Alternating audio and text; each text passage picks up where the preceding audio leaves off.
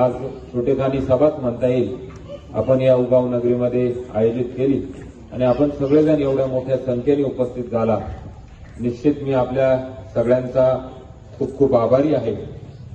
म्हणजे या उगावमध्ये अनेक वेळेला मी पण प्रचारार्थ आलेलो आहे. लोकसभेच्या वेळेला होतो, मागच्या विधानसभेच्या वेळेला होतो. या उगाव नगरीमध्ये आणि आपल्या सगळ्यांमध्ये एक अशी वेगळी जादू आहे की इथं आल्यानंतर आणि भाषण केल्यानंतर आणि जो काही लोकांचा प्रतिसाद मिळतो तो बघितल्यानंतर खरोखर एक आगळं वेगळं स्वरूप त्या ठिकाणी वाटतं. म्हणजे त्याचं जर उदाहरणच द्यायचं ठरलं तर या ठिकाणी आपले उमेदवार काका आहेत. बरं का काका, एकच मिनिटं घेतो आपलं. या उगाव नगरीचं एवढं आगळं वेगळं म्हणजे रसायन आहे का तुम्ही ज्या वेळेला मी आता तुम्हाला 4-5 महिन्यांपासून मी पण बघतो, आपण कदाचित कुठल्या विचारात असतात किंवा राजकीय याच्यामध्ये भागमभाग सगळा टेन्शन. मी जेव्हा जेव्हा तुम्हाला बघितलं एवढ्या खास करून 4 महिन्यात आपण थोडंसं अशी टेन्शनची मुद्रा आपल्या चेहऱ्यावर दिसली. पण या उगाव नगरीमध्ये असं रसायन आहे का जेव्हा तुम्ही भाषणाला उभे राहाल आणि सगळ्यांनी जर जोरदार टाळ्या वाजवल्या ना तुम्ही खळखळून हसताना पहिल्यांदाच दिसता. म्हणजे खास करून आपण राजकारणाचं हे टेन्शन असतं, इलेक्शनचं टेन्शन तर नक्कीच वेगळं असतं. परंतु ह्या उगाव नगरीवाल्यांनी जो काही सपोर्ट आपल्याला ते देतील दाखवतील तर मला वाटतं की पहिल्यांदाच एवढ्या 3-4 महिन्यांच्या नंतरच्या कालावधीनंतर काका सुद्धा खळखळून हसल्याखेरीज राहणार नक्कीच नाही. 100% आणि मूळ मुद्द्यावर येत असताना माझ्या अगोदर बापूसाहेबांनी, छोटू काकांनी, अनेक वक्त्यांनी, लक्ष्मणरावजी निकम साहेबांनी पण सांगितलं आणि मी काही त्याच्यामध्ये फार वेळ वाया घालवणार नाही. की फक्त थोडक्यात सांगतो की हो, मी पण इच्छुक होतो, भारतीय जनता पक्षामध्ये काम करतोय, संघटनात्मक काम करतोय आणि मलाही वाटलं होतं की एक आपला विचार होईल, तिकीट मिळेल आणि घरोघरी मी पण फिरलो. म्हटलं तिकीट मिळालं तर नक्कीच त्या ठिकाणी आपल्याला एक चांगली संधी त्या ठिकाणी प्राप्त होईल.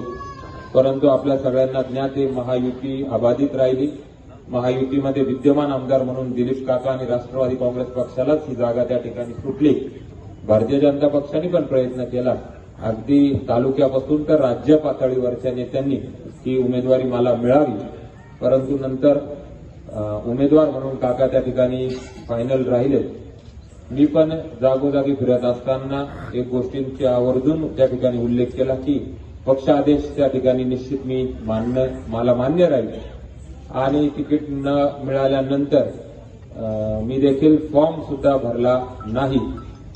मध्यंतरी 2-3 दिवस सगळ्या मित्रपरिवाराशी चर्चा केली आणि नंतर आता जो रविवार झाला त्या दिवशी आम्ही सगळ्यांनी एक छोटेखानी मेळावा घेतला.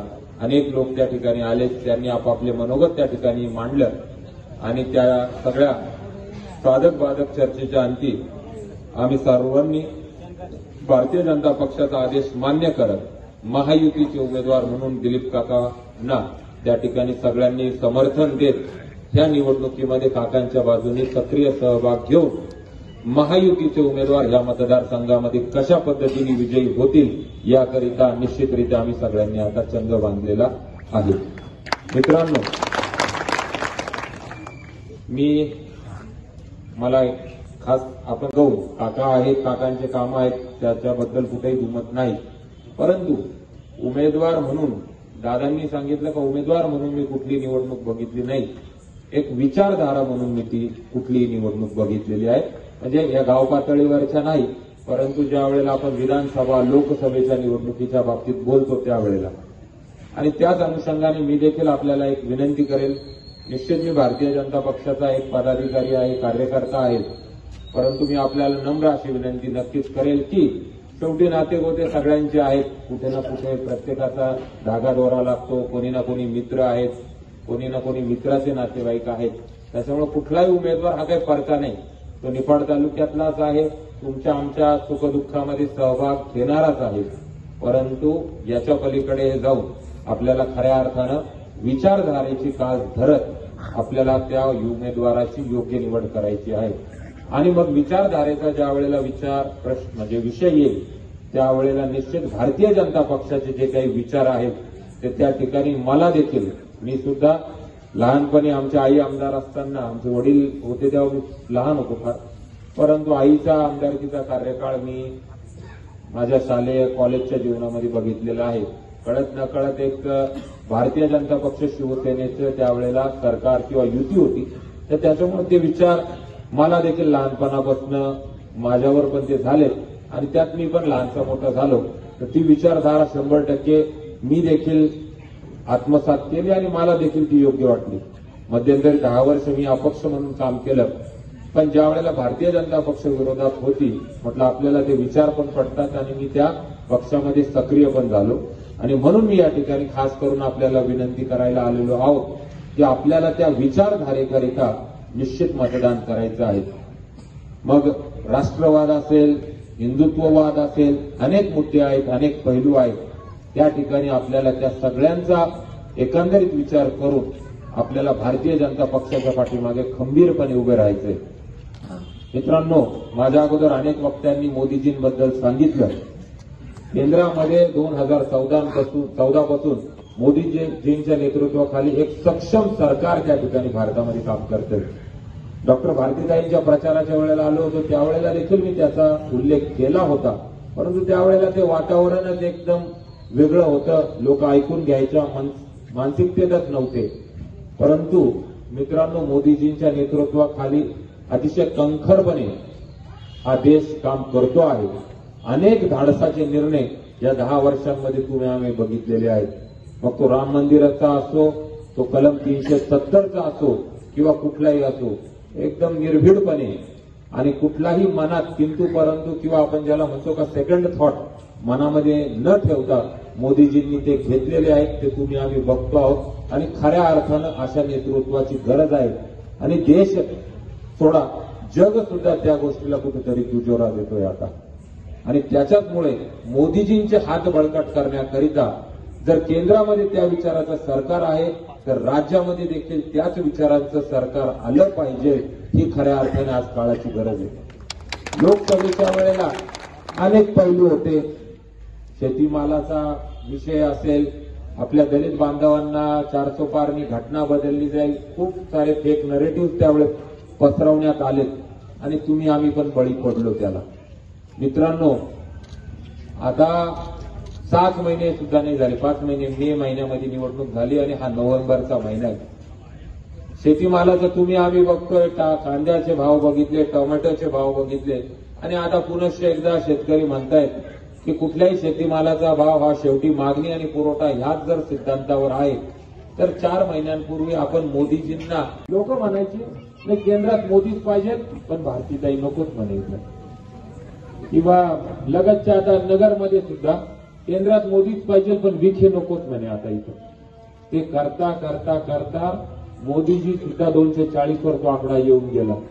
आणि जर अजून 15, 20, 25 जर जागा 19-20 झाल्या असत्या तर कदाचित आज मोदी गव्हर्नमेंट, भाजपा गव्हर्नमेंट त्या ठिकाणी केंद्रात नसतं. म्हणून मित्रांनो, या ठिकाणी मी एक आवर्जून उल्लेख या ठिकाणी करतो. आता सगळेजण महायुती सरकारवर खुश आहेत, म्हणजे अगदी आपली वीज बिल माफी केली त्याकरता म्हणा, लाडक्या बहीण योजना म्हणा, सगळे विकास कामं जे सुरू आहेत ते म्हणा, विचारधारा म्हणून म्हणा. परंतु असं पण नाही व्हायला पाहिजे की महायुती गव्हर्नमेंट पाहिजे पण इथं तर फलाना आमच्या जवळच आहे किंवा अमुक पक्ष आम्हाला योग्य वाटतो. जर महायुतीचं सरकार जर तुम्हाला राज्यामध्ये पाहिजे तर आपल्या विधानसभा मतदारसंघात सुद्धा महायुतीचाच आमदार झाला पाहिजे. हे सुद्धा आता तेवढंच महत्वाचं आहे. मग पक्ष चिन्ह हे बाजूला ठेवा. काल वैकुंठ भाऊन आम्ही नांदुर्डीत होतो तर मला सुनील भाऊ भेगडे होते ते, कारण की अनेक वर्ग, अनेक मतदार असा सुद्धा आहे जो पहिल्यांदा घड्याळाचं सुद्धा चिन्ह त्या ठिकाणी दाबणार आहे. त्याच्यामुळे मित्रांनो, जर महायुतीचं जर गव्हर्नमेंट पाहिजे तर कमळ, धनुष्य म्हणजेच या निवडणुकीमध्ये घड्याळ म्हणून बघितलं पाहिजे.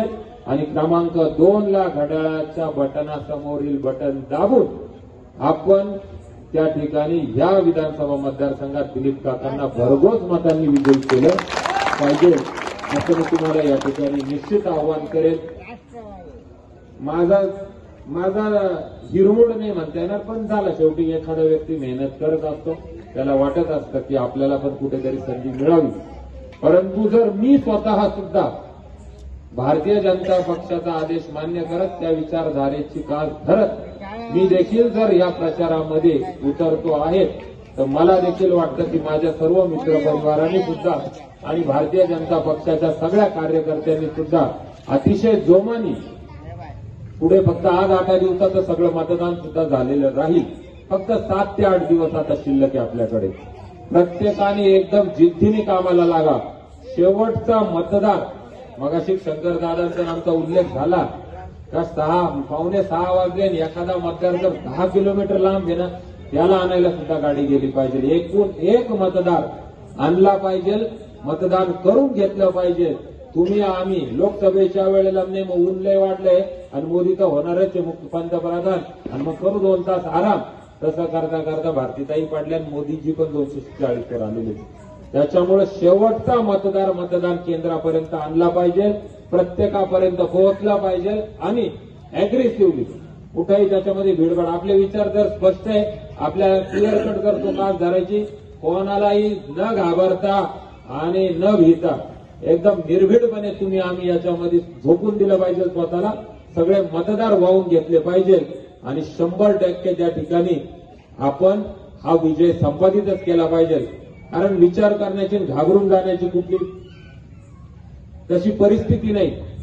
म्हणजे अगदी स्पष्ट सांगायचं ठरलं तर निश्चितरित्या तुम्हालाही अनुभवत असेल आणि मलाही अनुभवतं की जशी जशी निवडणूक जवळ येते, खास करून एवढ्या 2-3 दिवसांपासून 4-5 दिवसांपासून चांगल्या पद्धतीने त्या ठिकाणी कल लोक दर्शवतायत, देतायत आणि 100% आपला विजय होणार आहे.